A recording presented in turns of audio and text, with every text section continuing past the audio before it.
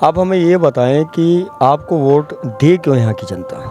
वो क्या आपके मुंह से ऐसा सुने जिसे सुनने के बाद वो बहुत ज़्यादा उत्साहित हो, चाहे वृद्ध हों, चाहे महिलाएं हों, चाहे जो नवयुवक हों, इन सभी के लिए आप क्या करेंगे?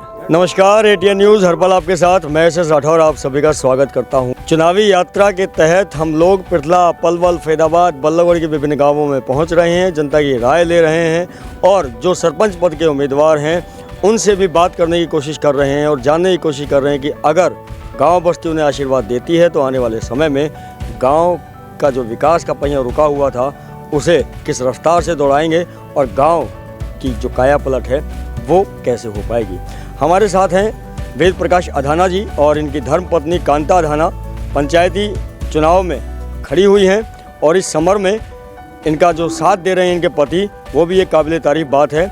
और बता दूं मैं आपको कि तिगांव विधानसभा क्षेत्र के अंतर्गत जो है तिगांव के अंदर 2 पंचायतें हैं। तिगांव अधाना पट्टी से ये जो है खड़े हो रहे हैं। इनसे बात करेंगे क्या इनका रोड मैप रहेगा, अब तक समाज के लिए इन्होंने क्या किया और आने वाले समय में ऐसी क्या क्या नई योजनाएं लाने की ये कोशिश करेंगे जिसकी वजह से लोग इन्हें वोट देने के लिए उत्साहित हों। नमस्कार जी। नमस्कार जी। मेरी धर्मपत्नी जो है कांता देवी साइकिल का उनको चुनाव चिन्ह मिला है, वो सरपंच पद के लिए उम्मीदवार खड़ी हुई है। समाज का आशीर्वाद मिला हुआ है, 36 बिरादरी का आशीर्वाद मिला है, सभी जनता मुझे बड़ा प्यार कर रही है, इसलिए मैं अपनी इस जनता को, इस समाज को तहे दिल से नमस्कार करता हूँ। चुनाव चिन्ह क्या है? हमारे चुनाव चिन्ह साइकिल। साइकिल यानी कि जो विकास का पहिया रुका हुआ था वो साइकिल भी आपको मिल गई है, वो साइकिल सर पर दौड़ेगी। हाँ, ये सब आशीर्वाद है, समाज का आशीर्वाद है, 36 बिरादरी का आशीर्वाद है। उनके आशीर्वाद से, परमात्मा की कृपा से साइकिल का हमें ऐसा निशान मिला है जो सभी के नज़रों में कहीं ना कहीं ऊपर वाले का भी आशीर्वाद है, क्योंकि चुनाव चिन्ह काफ़ी हद तक जीत को भी तय करने में सहायक होता है और साइकिल एक गरीब मजदूर का सहारा होती है एक जगह से दूसरी जगह तक जाने के लिए, जिससे वो अपनी रोजी रोटी कमा पाए और वही जो साइकिल है उसके लिए विकास भी करवाएगी। बिल्कुल विकास कराएंगे। आप हमें ये बताएं कि आपको वोट दे क्यों यहाँ की जनता? वो क्या आपके मुंह से ऐसा सुने जिसे सुनने के बाद वो बहुत ज़्यादा उत्साहित हो, चाहे वृद्ध हों, चाहे महिलाएं हों, चाहे जो नवयुवक हों, इन सभी के लिए आप क्या करेंगे? हाँ, देखिए 20 साल से मैं समाज में जुड़ा हूँ। मैं एक पुलिस में नौकरी भी की है, उसमें मैं इंस्पेक्टर से रिटायरमेंट हुआ हूँ और सर्विस करते हुए भी जो भी मेरे बच्चे हैं, जो भी मेरे पास आते थे या जो भी बच्चे आते हैं उनको अच्छा मार्ग सिखाया, उनको फार्म भी भरवाए हैं, जहाँ तक कि उनकी जितनी हेल्प हो सके मेरी हुई है। और जो भी मेरे बुजुर्ग हैं, माता हैं, बहनें हैं, जो भी सामाजिक तौर से उनकी किसी प्रकार की छोटी मोटी जो ज़रूरतें पड़ती हैं मैं उनको उनके लिए तत्पर तैयार रहता हूँ, उनकी सेवा करता हूँ और समाज को मुझे पर अच्छी तरह से विश्वास है। स्कूलों की व्यवस्था कैसी है? स्कूलों की व्यवस्था, स्कूल हमारे बहुत पुराने सरकारी स्कूल बने हुए हैं। एक हमारा गर्ल्स स्कूल है, एक हमारा बॉयज़ स्कूल है और हमारा कॉलेज भी है। स्कूल की व्यवस्था को लेकर के मैं थोड़ा चिंतित हूँ।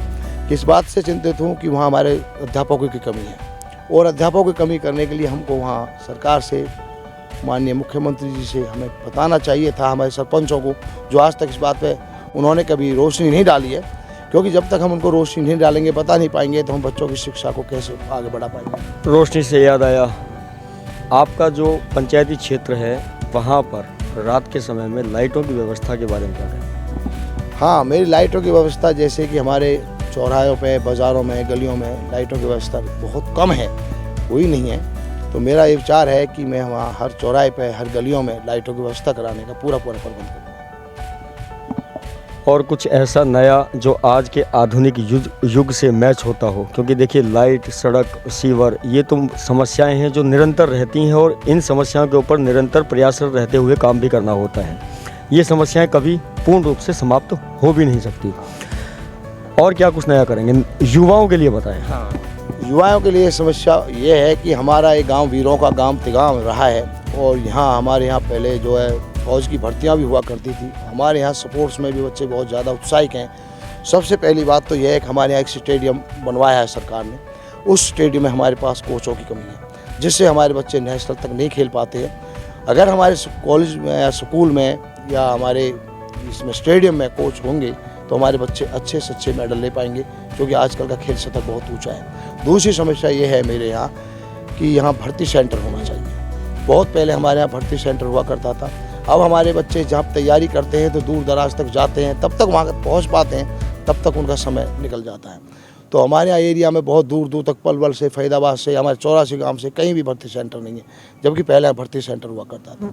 और हमारे गांव तिगांव जो शहीदों का गांव रहा है, इस शहीदों के गांव की वजह से हमारे गांव का नाम एक जीतगढ़ भी बना हुआ है, जिसे शहीद स्मारक कॉलेज के नाम से पुकारा जाता है।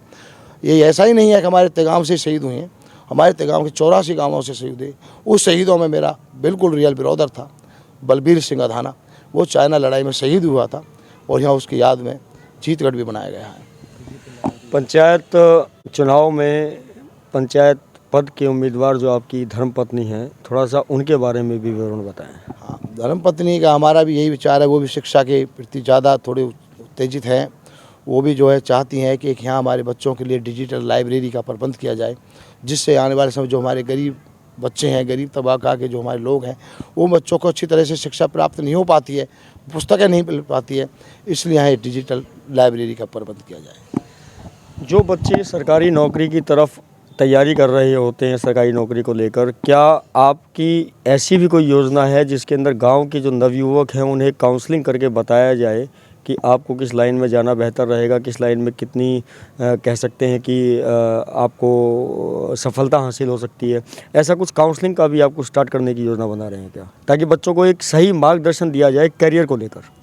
हाँ, ये भी मेरी एक योजना है कि वहाँ एक हमारे ऐसे सेंटर खोले जाएँ जिन बच्चों को जो बच्चा जिस लाइन में उत्तेजित है, जो बच्चा जिस सर्विस में लगने के लिए उत्तेजित है, वहाँ इस तरीक़ा के एक प्रावधान बनाया जाए जो बच्चों को उस लाइन पर लगाया जाए और बच्चे उसको शिक्षा को प्राप्त करके उन पर कामयाब हो सकें। क्या कहेंगे अंत में अपने क्षेत्रवासियों को? मैं अपने क्षेत्रवासियों के सबसे हाथ जोड़ के नमस्ते करके नमस्कार करता हूँ, आशीर्वाद मांगता हूँ कि जो मुझे साइकिल का चिन्ह मिला है, ये गांव की जनता, ये 36 बिरादरी, सारा परिवार मुझे अपना आशीर्वाद दें।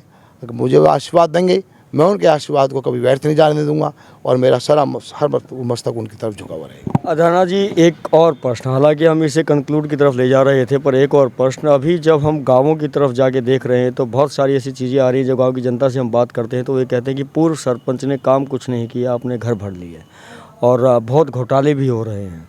यानी कि जो सरकार पैसा देती है विकास के लिए, वो कहीं ना कहीं घोटालों के रूप में जो है लोगों की जेब में चला जाता है। जनता इस चीज़ से बड़ी चिंतित होती है कि हम जिस उम्मीदवार को चुन रहे हैं वो कैसे विश्वास करें उसके ऊपर। हाँ, ये बात है, आप भी कह रहे हैं, बहुत दिनों से मैं भी सुनता हुआ आ रहा हूँ। देखो, सरकार कितना पैसा देती है, किस चीज़ के लिए देती है, ये तो, और कितना उन्होंने घोटाला किया है, ये तो मेरे पास कोई हिसाब किताब नहीं है।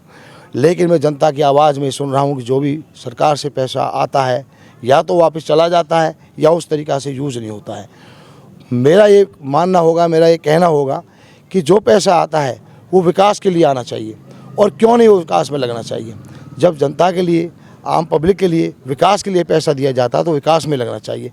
इस बात से मैं बिल्कुल चिंतित हूँ और ये पैसा अगर मुझे आशीर्वाद मिलेगा तो ये विकास में ही लगाया जाएगा पैसा। तो हमारे साथ अधाना जी हैं और अधाना जी तिगांव अधाना पट्टी से इनकी जो धर्मपत्नी हैं वो सरपंच पद की उम्मीदवार हैं।